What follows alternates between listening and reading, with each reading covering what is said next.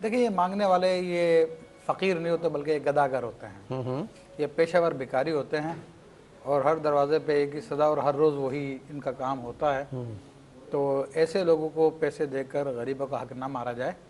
अगर आप ऐसे किसी शख्स को देना चाहते हैं तो फिर शरई जिम्मेदारी ये बनती है उसकी जाके तहकीक करें कि वाकई इसका ऐसा मामला है, क्योंकि ये पैसा है अल्लाह ताला का दिया हुआ, आपके पास अमानत है जो गरीबों का हक है। ऐसा ना हो कि कहीं ज़ाया हो जाए। सही। तो चूँकि इस मामले में हम लोग बड़ी गफलत से काम लेते हैं, अरे यार दे दो कोई मसला नहीं है, ये करके दे देते हैं।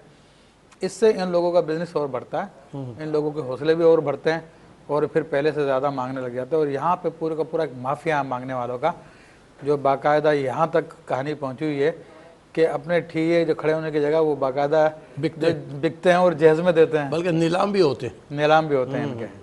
तो इन लोगों को ना दिया जाए, इनकी हौसला शिकनी की जाए ताकि गरीबों की मदद की जा सके।